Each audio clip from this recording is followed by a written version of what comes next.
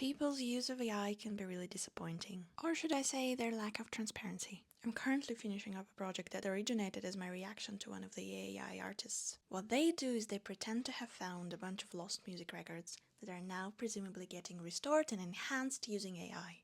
This was the initial story, at least. They've since changed the narrative and now admit that all the characters aren't real.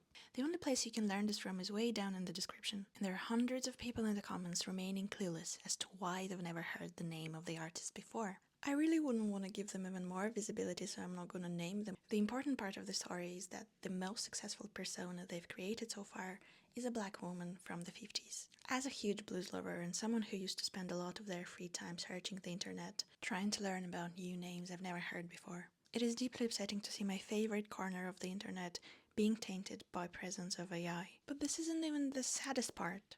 Maybe this is gonna make me sound overly sensitive and uptight, but I find it deeply disrespectful towards my music heroes from the past that their image gets so easily exploited in an attempt to go viral. Like in this case, looking at the AI lady, all I could think of was that she's an uncanny valley version of an absolute legend, Sister Rosetta Tharpe. I had no choice left but to create something with my own hands to celebrate an actual music legend rather than an empty shell, vaguely inspired by her legacy. How come we live in a world where some are trying to convince us that it's fun and exciting to take an expression of human suffering and freedom that is blues, full of struggle and protest and bravery and novelty, and turn it into a social media catch that, in my opinion, disrespects actual black women in music history? Plus, we already have so many real musicians paying tribute to the past, and doing so tastefully and with grace. So personally, I don't need any more AI parody exploiting real human experience as a prompt. The irony in such AI projects is glaring. They would often claim, we're doing this for fun, it's not that serious. AI is just a tool, while at the same time trying to be taken seriously by advertising their work as having something to do with real human creativity.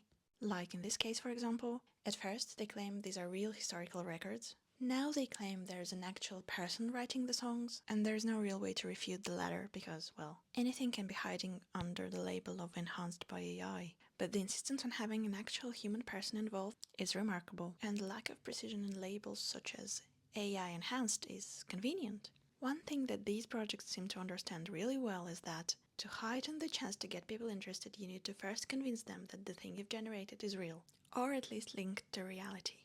And this leaves me weirdly optimistic. Well, it's sad that there are many grifters out there, willing to cut corners where possible. But at the same time, it's reassuring to know that people still react to the notion of human craft, even when they're being actively misled.